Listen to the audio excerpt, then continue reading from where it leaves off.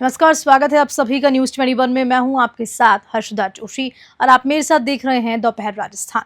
राजगढ़ क्षेत्र के उप डाकघर में शुक्रवार को राष्ट्रीय अभियान बेटी बचाओ बेटी पढ़ाओ के तहत एक शिविर लगाया गया, जिसमें बेटियों के आधार कार्ड भी बनाए गए हैं। कार्यक्रम के मुख्य अतिथि अलवर डाकघर के प्रवर अधीक्षक जब्बार ने सुकन्या समृद्धि योजना से बेटियों के उज्जवल भविष्य के लिए बचत करने के लिए सबसे बेहतर निवेश विकल्प बताया। योजना में बेटी के जन्म से लेकर 10 साल तक की बेटियों के खाते मात्र 250 रुपए के निवेश राशि में खोले जा सकते हैं। एक वित्त वर्ष में न्यूनतम 250 रुपए व अधिकतम 1.5 लाख रुपए जमा किए जा सकते हैं, जिसमें आपको आयकर में धारा 80C के तहत छूट है। कार्यक्रम को संबोधित करते हुए डाकघर निरीक्षक राजेंद्र प्रसाद सैदी ने कहा कि सुकन्या समृद्धि योजना बेटियों के उज्जवल भविष्य को सुनिश्चित करती है। राजगढ़ से राजकुमार गुप्ता की रिपोर्ट। राजेंद्र प्रसाद सैनी, निरीक्षक डाकघर राजगढ़ उपमंडल। आज राजगढ़ शहर के इस मुख्य डाकघर में भारत सरकार द्वारा चलाई जा रही राष्ट्रीय अभियान बेटी बचाओ बेटी पढ़ाओ के तहत शुरू की गई सुकन्या समृद्धि योजना का एक बृहद डाक मेले के रूप में शिविर का आयोजन किया गया। इस शिविर में जन्म से 10 वर्ष तक की बालिकाओं के सुकन्या समृद्धि खाते खोले गए। साथ ही जिन बच्चियों के आधार कार्ड नहीं बने हुए हैं, उनके आधार कार्ड ही मौके पर बनाकर ये खाते खोले गए। सुकन्या समृद्धि योजना बालिकाओं के उज्जवल भविष्य के लिए एक बहुत ही शानदार बेहतर निवेश विकल्प है, जिसमें भारत सरकार द्वारा उच्च दर पर ब्याज देय है। वर्तमान में 8.2% चक्रवृद्धि वार्षिक ब्याज दर से ब्याज देय है। सुकन्या समृद्धि खाते में जन्म से 10 वर्ष तक की बालिकाओं के मिनिमम 250 रुपये की प्रारंभिक निवेश राशि से खाता खोला जा सकता है। एक वित्त वर्ष में न्यूनतम 250 से लेकर 1.5 लाख रुपये तक एक वित्त वर्ष में जमा किए जा सकते हैं। इस खाते में जमा राशि पर आयकर अधिनियम की धारा 80C के तहत छूट भी है।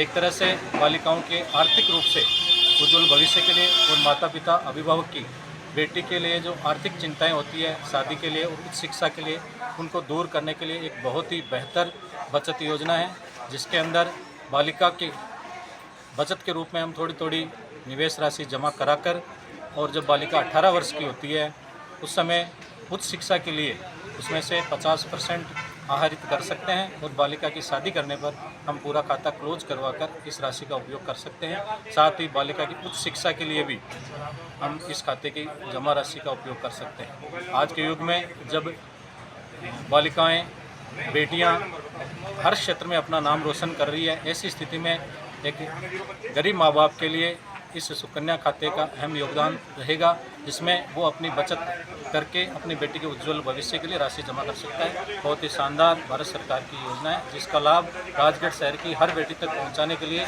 भारतीय डाक विभाग प्रतिबद्ध है, कटिबद्ध है, और इस कैंप का आयोजन इसी कड़ी में किया है। उपराष्ट्रपति जगदीप धनखड़ 13 सितंबर को नागौर जिले के खरनाल के दौरे पर रहे। वे भारतीय वायुसेना के विशेष हेलीकॉप्टर से तेजास्थली खरनाल हेलीपैड पहुंचे।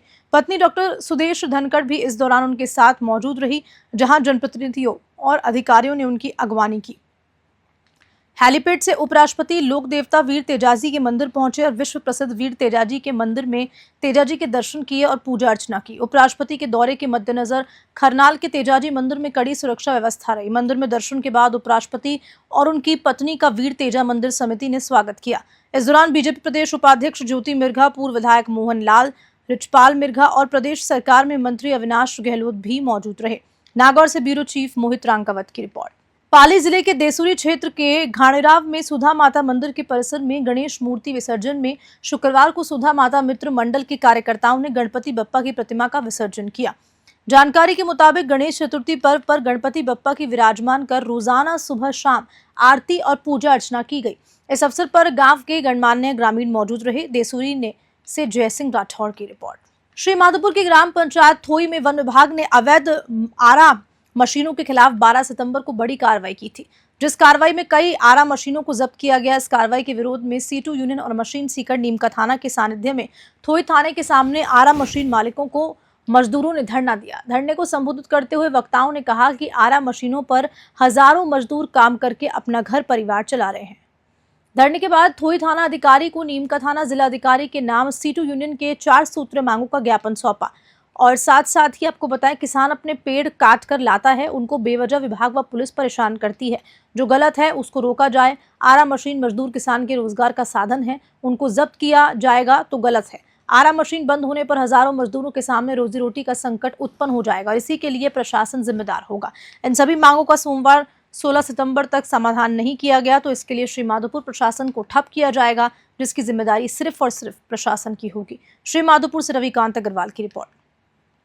श्रीगंगानगर पुलिस ने देर रात छापा मारकर शहर के एप्पल होटल में 3 युवतियों और 3 युवकों को वेश्यावृत्ति के आरोप में गिरफ्तार किया है। पुलिस को शहर के एक होटल में एक युवक युवतियों के संदिग्ध हालत में होने की खबर लगी। इस पर एएसपी सिटी बी आदित्य के नेतृत्व में कार्रवाई हुई। पुलिस टीम ने बोगस ग्राहक के जरिए होटल में अनैतिक काम होने की पुष्टि की। मौके से 3 युवतियों के साथ 3 युवकों को पकड़ा है। पुलिस ने 23,900 रुपए भी बरामद किए। आरोपियों के खिलाफ पीटा एक्ट में मामला दर्ज कर जांच शुरू कर दी है। श्रीगंगानगर से विनोद सोखल की रिपोर्ट। बस्सी उपखंड क्षेत्र के टहरडा गांव में वीर तेजाजी महाराज का मेला आयोजन हो रहा था, जिसमें पूरी रात मेले का आयोजन रहा। लेकिन मेले में कार्यक्रम की प्रस्तुति देने वाले कलाकारों ने हथियार लेकर फायरिंग कर डाली। आपको बताते चले कि घटना में एक युवक गंभीर रूप से घायल हो गया, जिसको दौसा के जिला अस्पताल में ले जाया गया। वहां से तुरंत प्रभाव से चिकित्सकों ने जयपुर के एसएमएस हॉस्पिटल के लिए रेफर कर दिया। जटवाड़ा पुलिस चौकी व बस्सी थाना अधिकारी की लापरवाही के चलते घटना घटित हुई।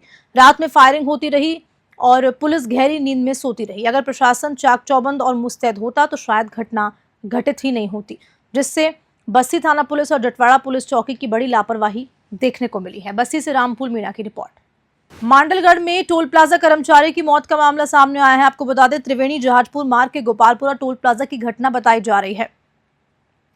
काचुला निवासी लालाराम मीणा की टोल कैबिन में काम करते हुए अचानक मौत हो गई। पुलिस द्वारा टोलकर्मी के शव को अस्पताल की मोर्चरी में रखवाया गया।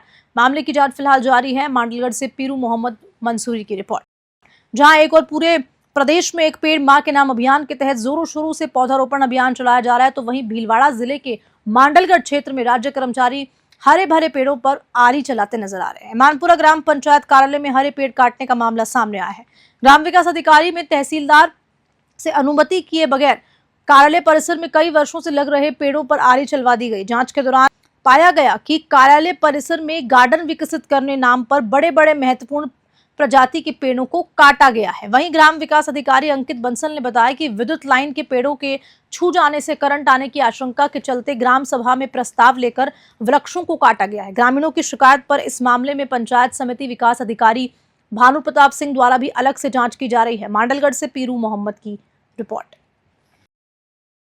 ग्राम पंचायत मानपुरा में जो पेड़ कटवाए गए हैं, ग्राम पंचायत ग्राम सभा की स्वीकृति के बाद ही कटवाए गए हैं, क्योंकि वहां पर जो 33 kV की लाइन जा रही थी, जिससे जनहानि को खतरा था। इसके कारण पेड़ कटवाए गए।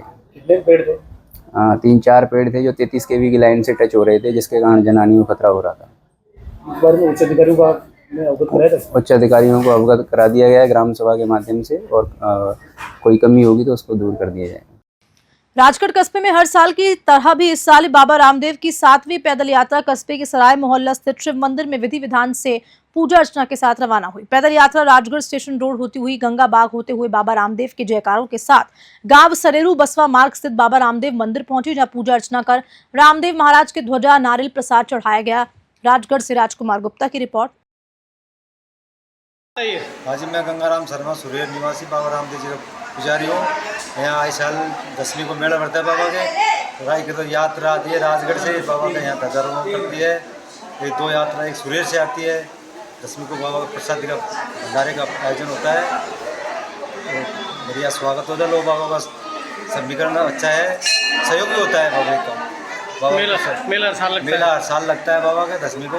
और खबर के साथ बुलेटिन में इतना ही। नमस्कार।